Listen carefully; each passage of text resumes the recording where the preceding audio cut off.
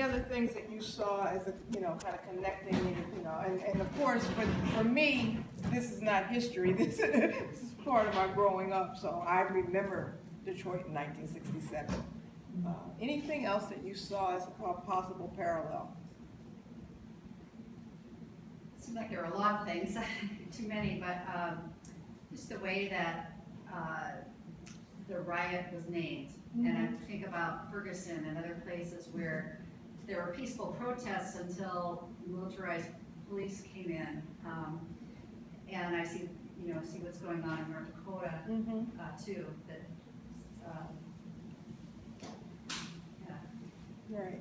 So that the right of people to freely assemble, which is a constitutional right, seems not to have a long reach for communities of color. I don't know if you listened to the news yesterday, but the folks who took over the property government property in Oregon have all been acquitted. Yeah. How is that? How's that even possible? So there is this, and so we constantly are seeing this double standard, if you will, or two ways of treating different groups of people. Detroit is, I think, an interesting city because it represents a place where there was a great migration to the north. And one of the things that I like about choosing Detroit is that Detroit is a good example of the working class African American, of whom we hear almost nothing. I was saying to the folks I was sitting with that we often hear studies about the poor and the underclass, and every now and then a sociologist will do a study on the black middle class. But the largest group of black people are working class. They're like these folks. They get up every morning, they go to work, they take care of families. They don't make a ton of money, but they do the kind of work that is respectable. They are bus drivers, they are postal workers, And then there's a group that becomes more entrepreneurial, right? So they are barbers and beauticians, they are funeral directors, they own their own business, and that's kind of what we saw with the play where, Lank is saying, I want to own something, I want to hold on to something. It's not actually even moving out of the working class, it's just being more in control of one's own life. Couple patterns that I saw were the issue of the change in the economic conditions of Detroit. Detroit is actually one of the places that my family migrated to. My family came from South Carolina, and there were two migratory patterns, one straight up the East Coast into Philadelphia where I grew up, but one that veered west to Detroit. And all of my relatives who lived in Detroit, we thought they were rich. Because they always had new cars. We're like, hey, another new car? We didn't understand that working for GM and Ford and Chrysler meant you pretty much got a new car every couple of years. But the auto industry, Motown, and the change in the music scene and those small businesses are really what made Detroit. But also what was put in this mix was returning veterans from Vietnam and where they fit. And we know that the proportion of black and brown veterans was higher because we had a draft. And it was possible during that time to get out of the draft if you had a certain number. So you have someone like George W. Bush who was able to get into the National Guard instead of the Army or the draft. The other way you could stay out of the draft was that you could go to college. But going to college presumed having enough money and having had the right kind of education that would get you to that level. I think another parallel is the whole issue of white flight. We certainly saw people start moving to Grosse Pointe, moving out of the city of Detroit, and that's true of all of our major cities. The play is rife with police and community tension, which is another parallel. We are still experiencing that right now. There were some parallels for me in the play to some other pieces of art. The relationship between picking up the white woman when they brought her in from the street reminded me right away of Richard Wright's Native Son. That Bigger Thomas gets himself into this whole mess sort of accidentally. Fortunately, they hadn't killed the woman. They were saving her. There was also a discussion about the kind of ethnic enclaves that existed, that there were sort of the Italians, there were the Greeks, there were the Jews, and everybody had kind of cut the city up. Growing up in a place like Philadelphia, that's exactly how Philadelphia is. There are certain places that you do and don't go, because that's an ethnic enclave and that's who you would expect to be there. Does anybody know when, I guess it was the character Sylvester talked about hitting the numbers? Does anybody know what that is? It's the underground lottery, right? There you go. There you go. So before we had all these state lotteries and Powerballs, in most northern cities with large numbers of folks of color, the ticket to your dream was you play the numbers. So, and the numbers came from, I mean, it's an interesting and intricate web, because the numbers came out of, at least on the East Coast, it came from the last 3 digits of all the receipts at the racetrack. So you could choose a number, and depending on what the last 3 digits were from the racetrack, you would get paid, and the payoff was 6 to 1. So if you put $1 down, you were getting $600, 600 to 1, right? But you could play the numbers for as little as 10 cents. So it was very lucrative in these communities, because this was people's dreams, you know, that, oh, one day I'm going to hit the number. Where I grew up, if you saw business go up, a new laundromat, cheesesteak place, and it was just like, all of a sudden it came up, we all knew, oh, he hit the number. You didn't save thousands of dollars to open that business, you hit the numbers. And I thought it was interesting when we started having these legal lotteries, whether or not they would kind of wash out the business. It's not true. The people still play the numbers in Philadelphia. They still play the numbers in New Jersey, because actually they made the payoff better. So it's an interesting and underground lottery that still exists. And I just had to get a chuckle when he said my number hit the other day. Because in my family, people are always talking about what they number, right? You know, I had a cousin who died, and when he died, everybody said, he said I could have his number. I'm like, when did it work for him? Right? You know? But it is about that hope, that sense of hope. So I've talked about the parallel between Richard Wright's Native Son, but I thought I also saw a parallel between Lorraine Hansberry's Raise It in the Sun. Mm-hmm. The idea that there's a dream out there we can get, mm-hmm, if we just play by the rules, mm-hmm, if we just do the right thing, but somehow you can't. And so, you know, there's one piece of it that talks about there is hope. And then there's another piece that said, no, there isn't any hope. And that's the place where I think we are diverging right now, where I saw a lot of parallels between what we're seeing happening in our cities and in our communities between 1967 and today. A place of divergence for me is a place of hope. I don't see young people as hopeful as we were in the 1960s. Even though streets are on fire, there was always this sense that, okay, but there's a civil rights movement, there's, you know, we're pushing the government on certain legislation. We got the 1965 Voter Rights Act. I mean, things seem to be moving, and there seem to be hope.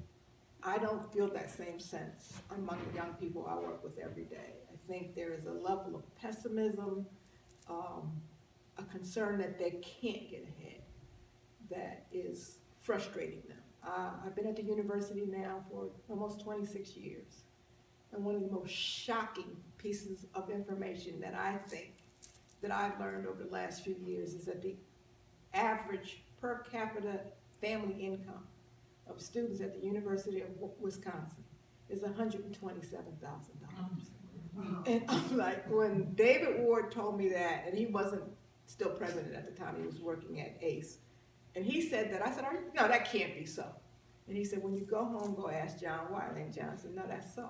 Mm-hmm. So 127,000 is the average, which means that's all of the scholarship people who don't make that, but there's a whole bunch of people who make even more. And all I can think when I hear that number is, I cannot believe in 1848, the farmers of this state said, oh, let's make us a school for rich people's children. I just don't think that was the dream. So to the extent that we are pricing so many people out of the state's flagship institution, we are continuing to create this bifurcation in the society where people are feeling like they cannot get ahead. And that some of that frustration, of course, is playing out in our politics. And people are exploiting it. I mean, it's not like people see it and say, oh, let's try to help you. It's like, oh, I can push that particular button where you think the only way you can get ahead is to make sure that this group does it. Trying to make sure I hit all the points there.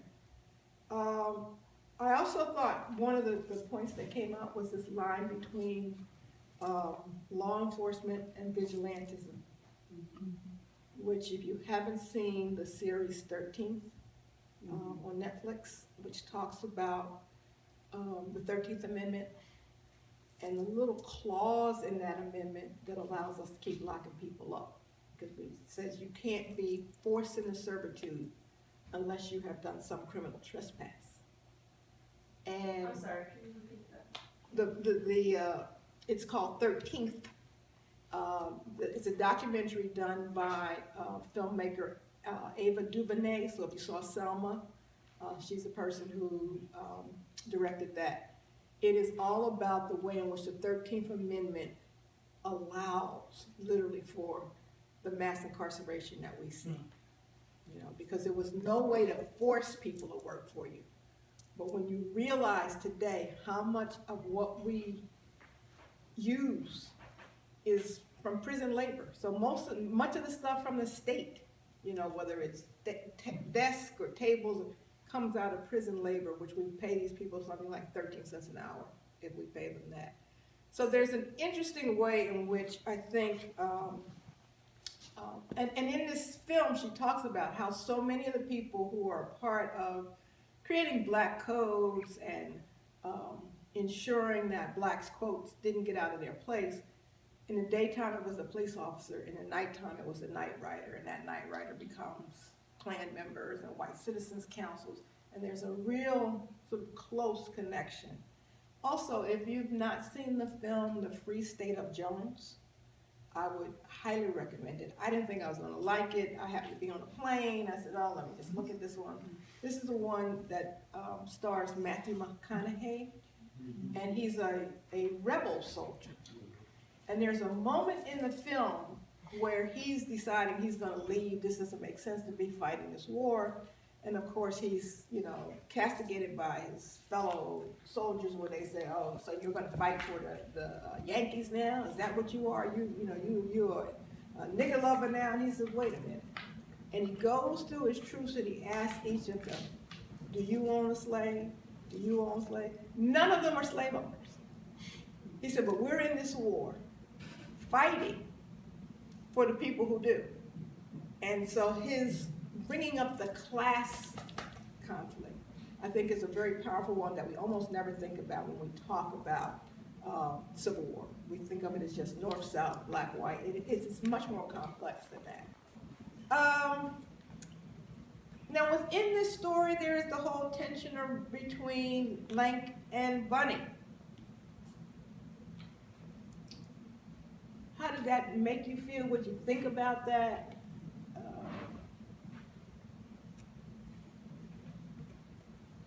Can you clarify what you mean by tension between Lank and Well, Bunny? you know, some black folks, some black men bringing a white woman into their house in 1967 in Detroit is more than unusual. So you mean Lank and Chelle? I'm sorry, Lank and Chelle. Yeah, okay. Bunny, I'm sorry. Like Bunny, right? Bunny, okay. Okay. I'm getting the women, Lank and Chelle, right? So, what's your sense of, what you make of that relationship?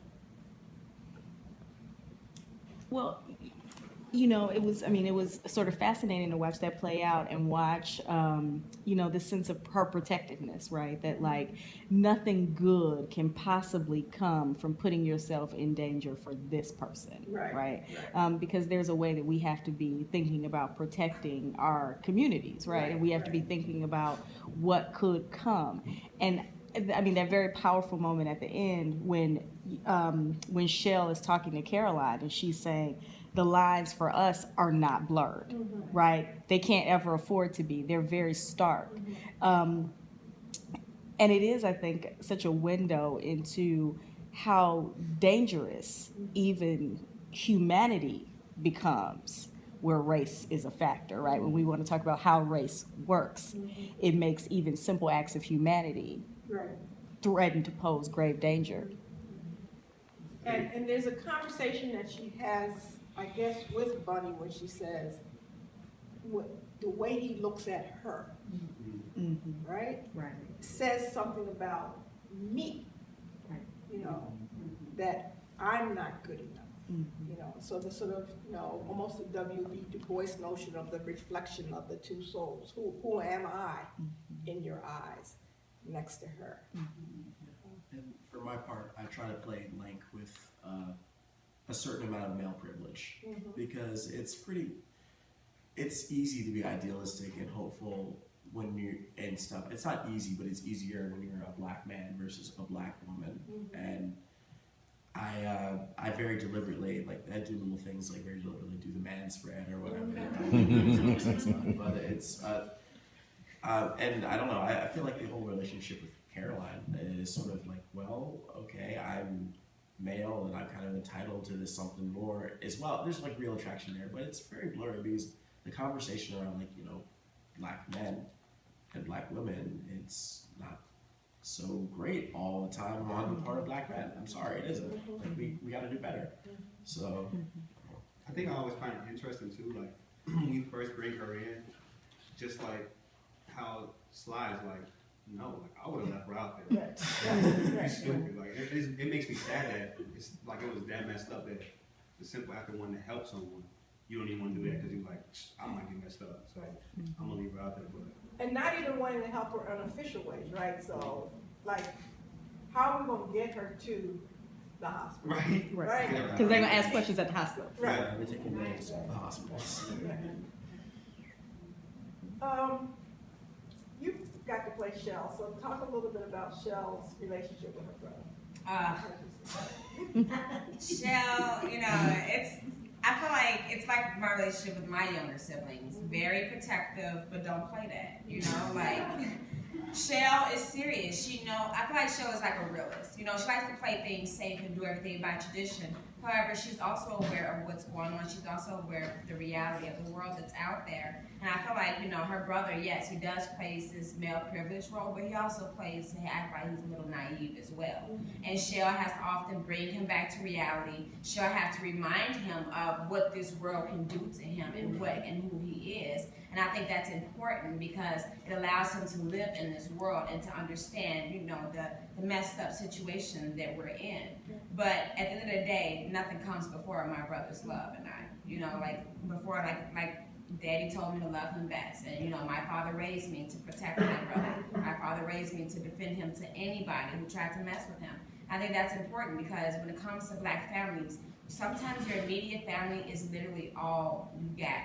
Your immediate family is all you have sometimes, and you have to keep that together and keep that family in the house together. I think that's what Chelle really, really tries to stress to Lank. Yeah, when I'm watching your interplay, it reminds me I'm a mother of 3 adult sons. And I know the rehearsal of what it means to go out in the street. They want to go out and have fun just like everyone else. And then my boys we raised them in California, and it's like a script.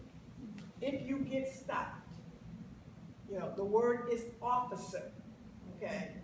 It's describing every move you're about to make. And of course, my kids growing up in the San Francisco Bay, well, why do we have to do this? Because you're black. So it is that almost paranoia But if the bottom line is this is what's gonna keep you alive, you gotta do it. Yes, ma'am. Two things. One, I want to ask a question, and I want to state something before you answer. Sure. Is it any better today? Is it, I mean, this is coming from, I don't know, okay? Is it any better today? The second thing is, I'm the mother of 2 adult children also. And when you said that, it just really hit home. Our son's white, like we are, and we sat him down, we told him every detail. If you get stopped, you call him, yes, sir, police officer, whatever. You have your hands in vision. You do not do anything until he tells you. You do not make a snide remark. You act respectful. Because we said this ourselves when we were talking. Your life is on the line. They don't know where you come from. They don't know why, they had to stop. You never know why you're going to be stopped. But even as a white person, I felt this way. Now, I want to say one thing. I was born in the South. And I'm going to be honest, I had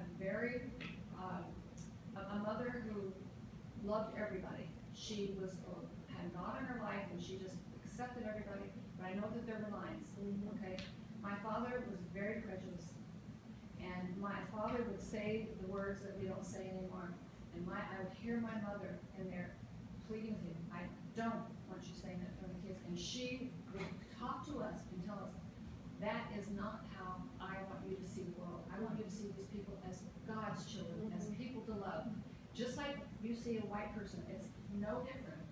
And this day, this is really, I'm really thankful that I'm here. I'm really thankful to hear this and to see this. And I'm a guest of Jalen's. And I tell you, I love that man. I mean, I love this guy. And I just want you to know that there are people that don't feel like what you're saying. This made me cry because I know it's true.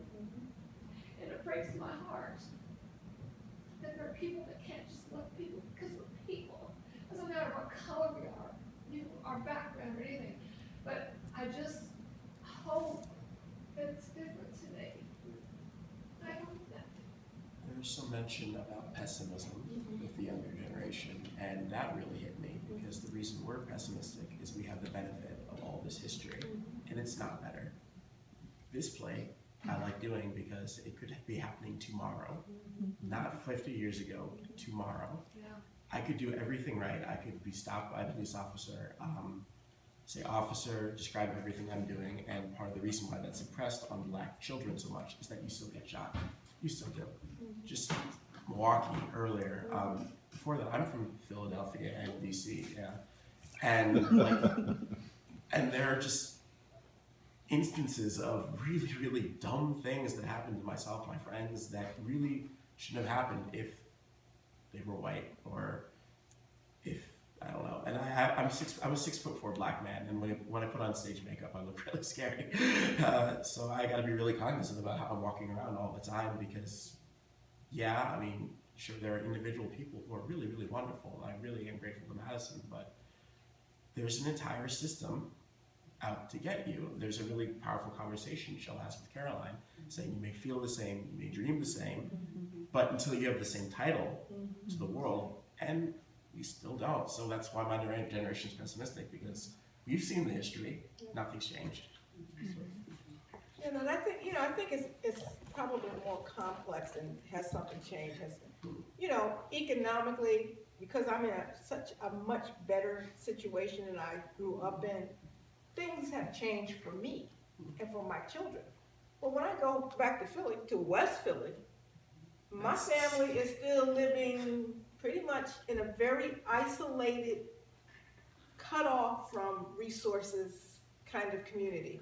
I gave a talk in New York this summer, and I talked about one of the problems, and I'm an educator, and I think one of the challenges we think, we just need to fix schools, and I'm trying to help people understand it's a network and a system. So here's an example. At the end of World War II, Jacob Levitt created something called Levittown because he wanted to give white working class GIs a leg up to home ownership. Now, how do we know he just wanted to do it for whites? Because there's a clause 25 in a standard Levitt contract that says no body other than someone of the Caucasian race can purchase or occupy a Levitt house. By the time he finished building, there were over 70,000 homes he built. Not one person other than a white person lived in those houses. Now, at the same time he's doing this, my dad is coming home from World War II. What was offered to my dad was an opportunity to go into a housing project. But he chose not to do it. And he saved, and he ended up buying a home. My parents spent $8,000 for their first home. The first Levitt homes cost $6,000. So for $60 a month, no money down, a white GI could become a homeowner. Now, you can say, well, yeah, your dad was a homeowner. Yes, he was. But what we now know, and I know this because I actually did the research, if you look at a Levitt home in suburban New York today, that home is valued at $565,000. The home my dad bought for $8,000, number one, is leveled, so it's not there. But I did check Zillow and found the closest house I could find in that neighborhood. It is worth $93,000. Think about the accumulation of wealth that has transpired. So it's not like just today, it's year after year after year. And we were talking about the changes in Detroit. So Detroit is one of those cities where people are vacating because of jobs and other things, but it's also one of those places where a young white hipster community is moving in, snatching up property, doing art lofts, and they are and a lot of tech stuff, and they're seeing as revitalizing the city. But you always have to ask the question: revitalization for whom? I've seen this happen in New Orleans and post-Katrina, where you make a smaller footprint, you make a less black city. New Orleans is a very different city than it was prior to Katrina. And so these movements, both, in almost every major city, Detroit, Chicago, Philadelphia, New Orleans, Oakland. I thought nobody would move to Oakland, right? Now Oakland has become the hot spot because nobody can afford to live in San Francisco. That there are ways in which you keep pushing a segment of a society away from the hope, away from the optimism. And I think that's the place that doesn't feel like there's a change. And I worry, because it's not a part of what we have called this American dream. And there are fewer and fewer young people who feel that the dream is a possibility. I was laughing with someone. I said, when I was a kid growing up, my brother and I used to fight over who was going to put out the flags. For 4th of July, Memorial Day, Labor Day, we had one of those little fan things on the porch, and we had these little flags. I don't own a flag. I used to teach U.S. history, and I don't even own a flag. And so I had this question in my mind: what happened to the hope? I think in the 50s and early 60s, my brother and I were beneficiaries of the hope that you saw Lank trying to exhibit, that it can be better. I can own this bar. We can do better. And again, I want to make the point, it wasn't like he was trying to be middle class. He was trying to say, right here in this community, I can be in control of my own life. And so I think that's a big part of it that people are concerned about, that they are losing any sense of real ownership and participation in the society. Other points from our actors that we'll make sure we cover? Whatever you guys would like to do. We really appreciate you all for coming, though. You guys good. are great. We were fabulous. Fantastic. Fabulous. I do have one question. Yes. You are an educator and work for the school system.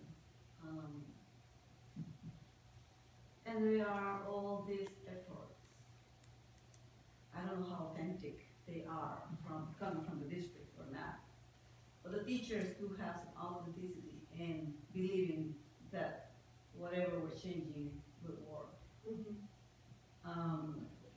I see the efforts of our teachers in our school into treating the African Americans with more respect, trying to understand the culture, putting themselves in their places, and doing everything they can do to make their lives better from the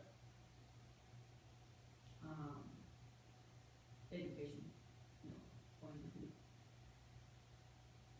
Is there hope there? Are we doing something that is really important? Are we changing anything with that? Is it going somewhere, or is all just a fake thing? Can I speak on that, please? Yes. I'd like to say, I went to a predominantly white high school, and I had a lot of white teachers who believed in me, and pushed me to be better, and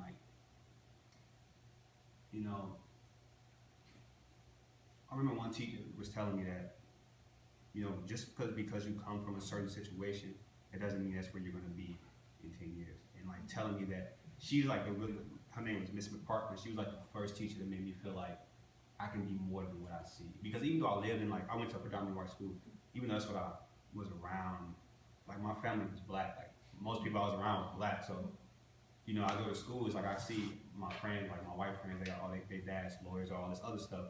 But it's in my neighborhood, my family and my cousins and friends stuff, we all, we were working at Target, when I didn't feel like there was no hope for me, to be something more. I didn't feel like I could, but she really made me feel like I could be something more.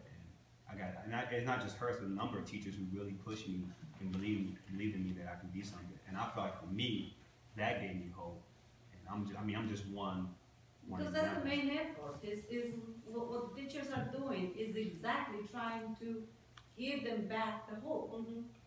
And telling them, if you believe in yourself, and if you believe in what you want to do, and if you have hope, and if you struggle, you fight for it, you will get there. I'm going to be the pessimist to Jalen's optimist now. This is a Philadelphia story, actually. There's some controversy in Philadelphia with public school reform. And Philadelphia's school situation is complicated, mostly bad.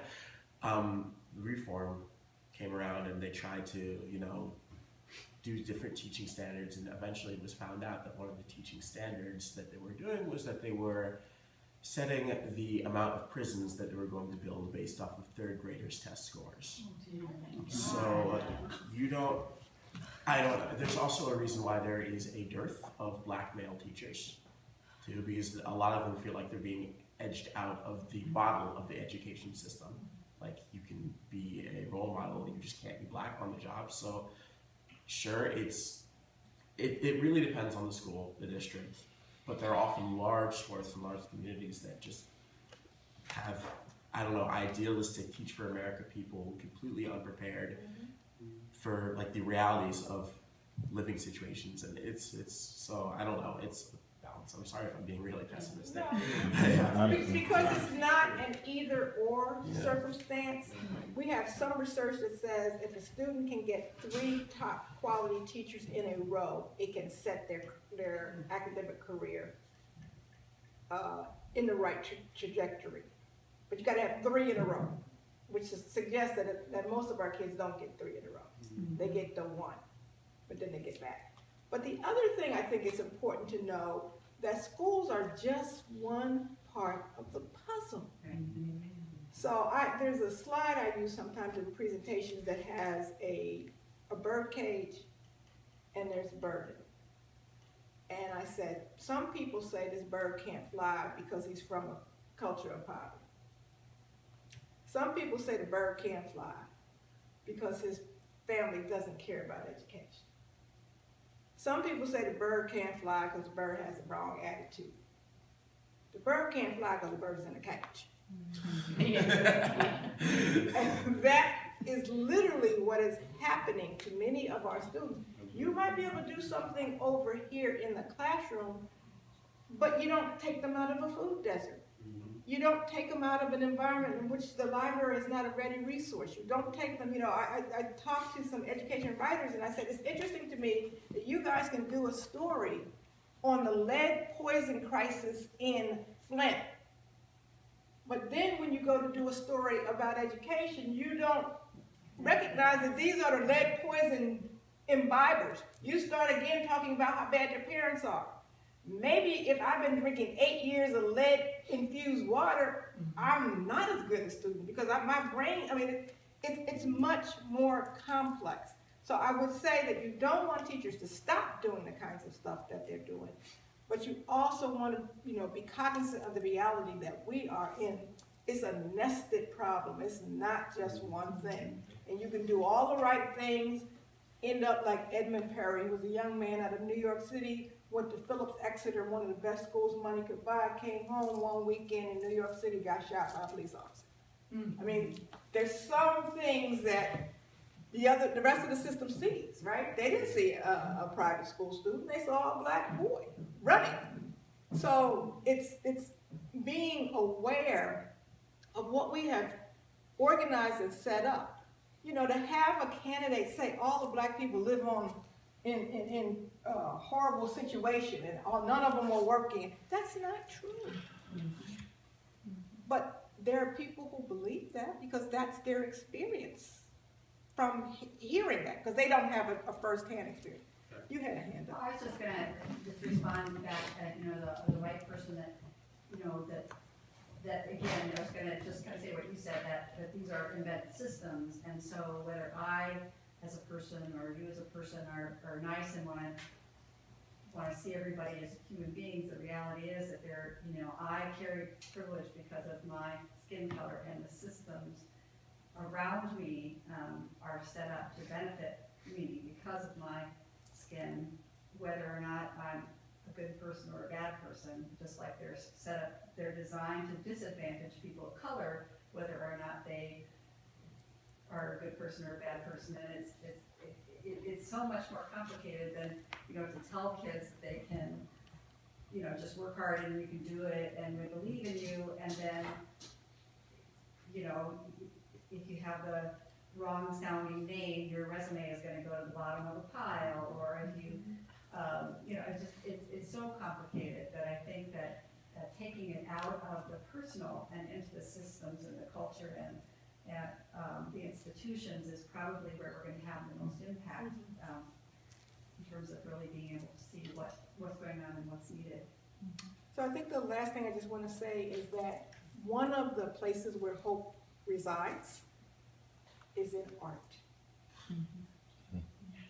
You don't like listening to hip hop, but you better start listening to it.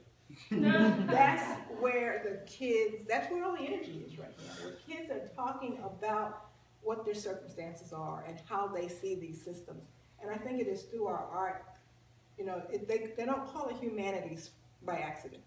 It's what makes us human.